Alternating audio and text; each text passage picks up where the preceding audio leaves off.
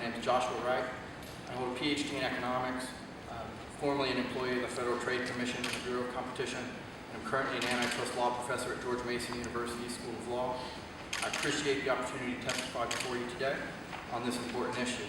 My testimony focuses upon how we should think about evaluating the likely competitive effects of the proposed transaction from a consumer welfare perspective.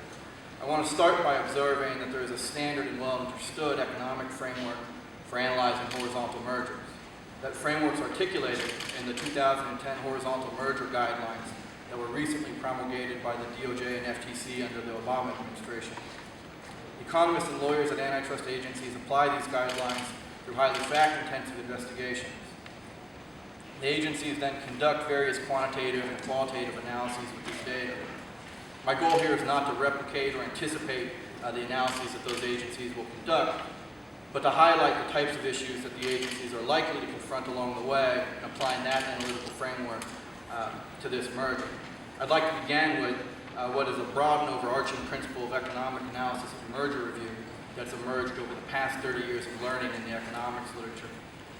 Modern merger analysis focuses, to the extent possible, on competitive effects directly. It does not merely look at market structure to make inferences about the future effects of a merger. In other words, the economic theory and evidence is fairly clear that simply counting the number of firms in a market is an unreliable way to go about predicting the competitive effects of mergers. The current agency guidelines reflect this consensus view in industrial organization economics that merely relying on a crude proxy like market structure is likely to lead in errors in both directions with respect to antitrust review. Instead, modern merger analysis focuses upon two issues. The likelihood a merger will create an incentive to raise price relative to the world without the merger on the one hand, and on the other, whether the merger will create efficiencies that will result in benefits to consumers. On the efficiency side, as Mr. Stevenson alluded to earlier, and as the FCC has recognized in its wireless report and elsewhere, capacity constraints characterize the current wireless competitive landscape. Wireless carriers must make significant investments to expand and upgrade network capacity.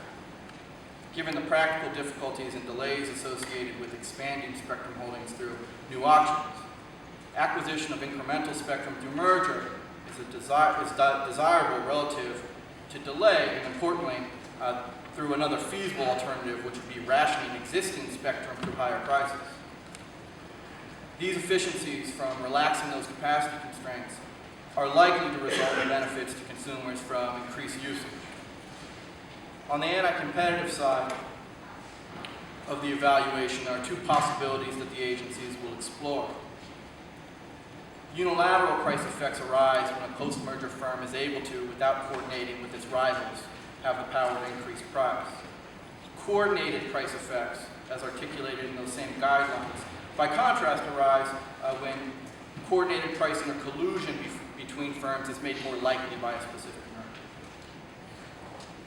Unilateral price effects do not appear likely from the proposed transaction.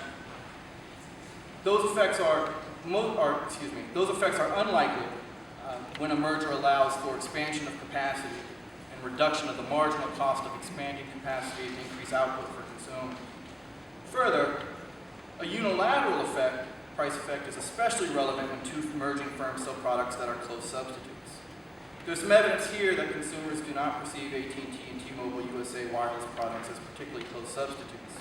For example, the 2010 FCC report emphasizes the close price competition between AT&T and Verizon rather than between AT&T and T-Mobile. Given the continued presence of Verizon and Sprint after the merger, the likelihood AT&T will be able to unilaterally raise prices appears questionable. Similarly, given the continued presence of Sprint, Metro PCS, Leap, and others that cater to value-oriented consumers that have been the focus of T-Mobile's business, it also appears questionable whether there would be unilateral effects with respect to those consumers. Nor does it appear that a coordinated effect, in other words, a price increase from coordination between rivals, is likely.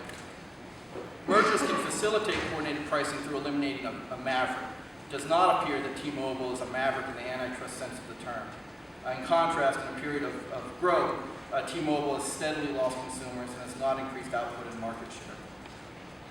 It appears, in conclusion, that T-Mobile is neither a particularly close competitor or a maverick as would be required for either of the anti-competitive theories.